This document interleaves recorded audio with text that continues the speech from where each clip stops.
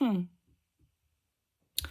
know what? I was sitting here thinking about what I would have did if I was a character in Let Your Love Fall Like Rain by Maya. And let's just say it would have been some smoke in the city. Y'all want to hear about it? Here it goes. It's going to be the intro to your book review. Right.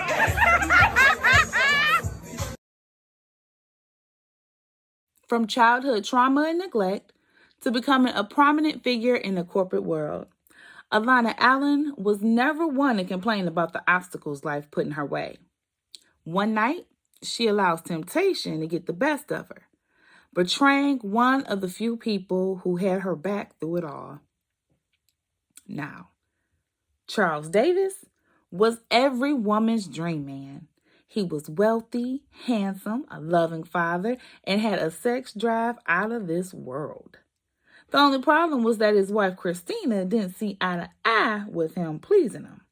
With an unsatisfying marriage, Charles feels neglected and suffocated in his marriage, wanting more. Well, one fateful night, he succumbs to the temptation of another woman, allowing her to fill a void in his life that made him feel whole again. Rain comes out of the blue in unexpected waves. It's brutal and blinding if one falls victim to the storm, similarly to the love shared by Alana and Charles. One minute he's a happily married man, the next he's having an affair with someone half his age. Lust and temptation combine to create a passion-filled tale of a forbidden romance. Will they get their happy ending? Alana. Charles. You know, interesting enough, his name is Charles in this book. And y'all know another Charles that I really can't stand. And that was Charles from Diary of a Mad Black Woman. Y'all remember Charles? The one that ended up getting shot. And then she had to push his ass in that tub and leave him there with those bubbles coming up out of his mouth. This is just not a good look for Charles's across the board, okay? Bad Black Woman Charles was horrible, and the Charles in this book was horrible too. But so was Alana. She was terrible. So look, let me break this thing down for y'all, okay? So this was the March read for ICU Reading and Social Network.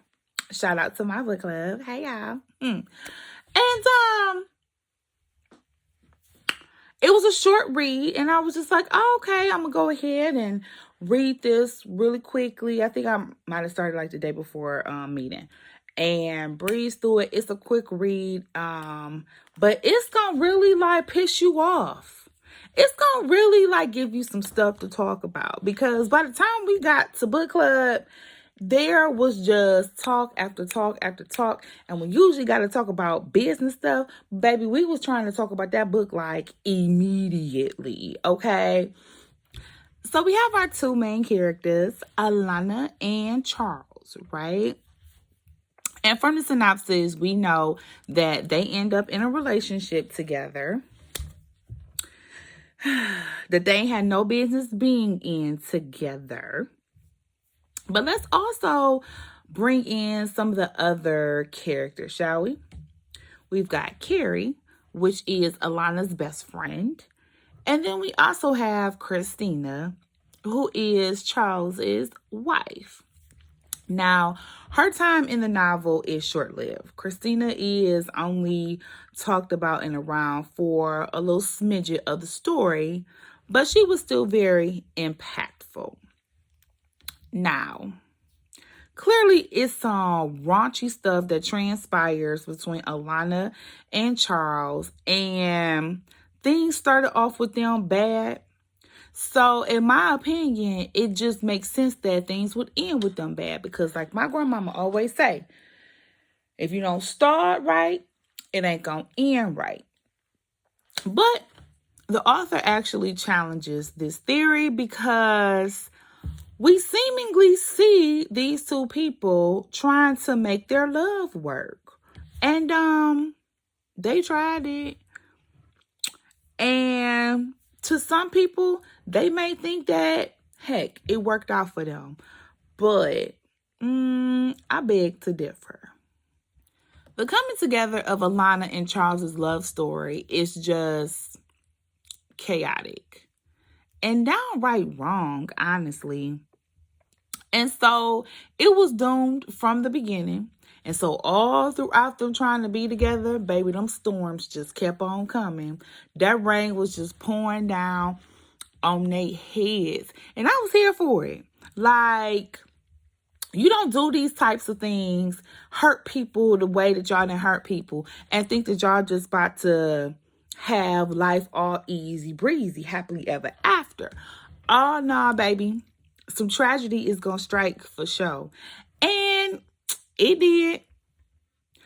Of course, it didn't hit like I would have preferred it to hit. Because, baby, ooh. Alana, our main character, I don't like her. I don't like her. Okay? And I'd have had to fight her in the street. But she ain't even get hit, though.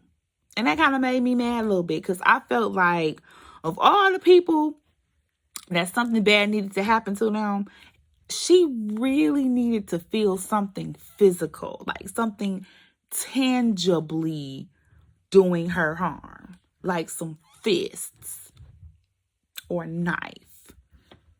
You know, I feel like one of the reasons I didn't like her is because she reminds me of so many people in real life where they have trauma from their childhoods, they become adults, and they have not dealt with that trauma, but they recognize that they have it, and they just don't do nothing about it.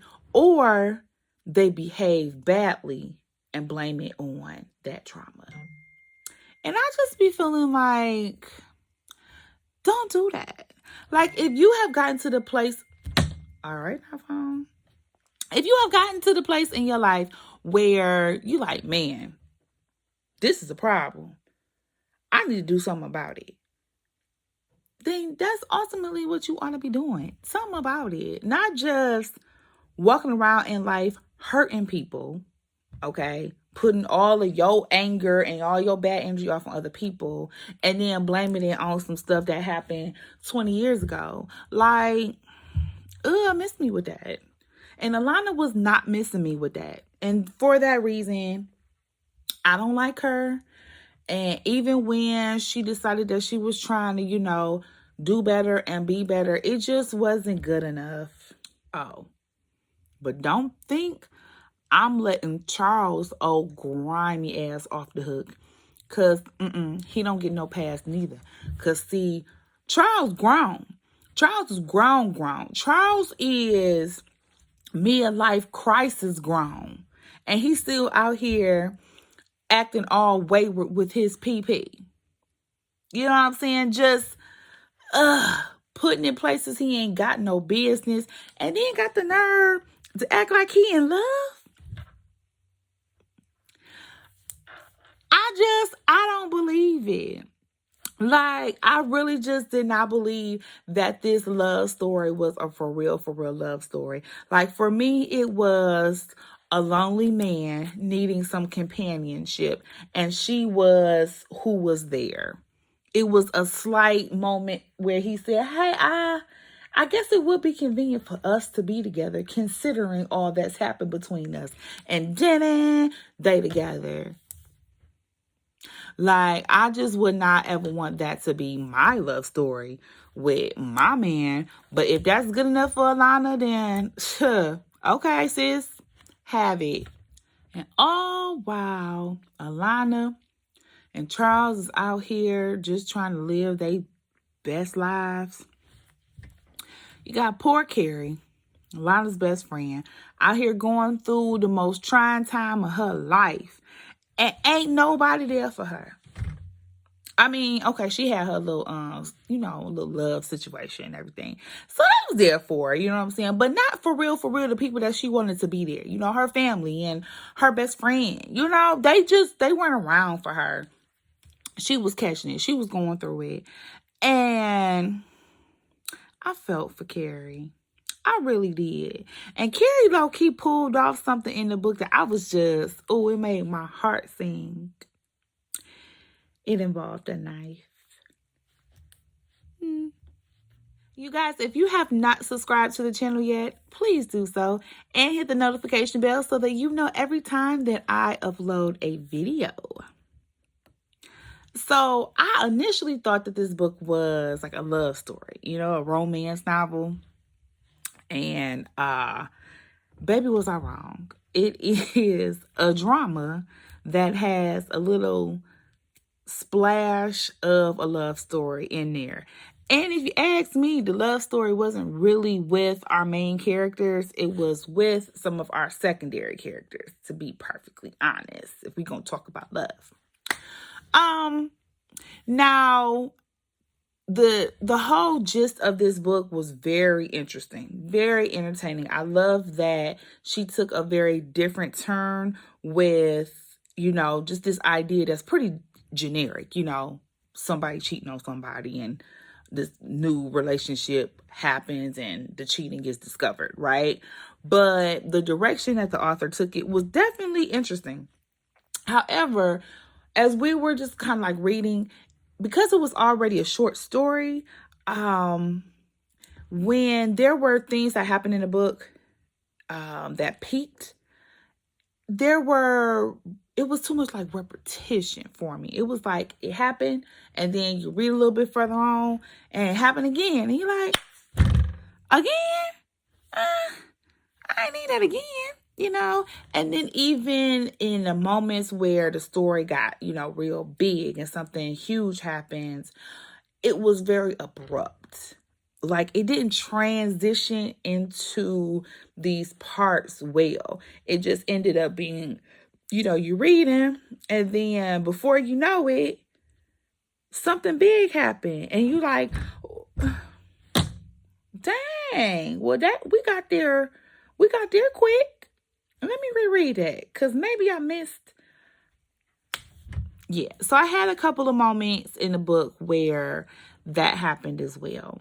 I definitely think that there were a couple of things also that could have been left out of the book and the author could have expounded on like the real meat of her story, because ultimately there was still more that we could have delved into just with the relationship with Alana and Charles.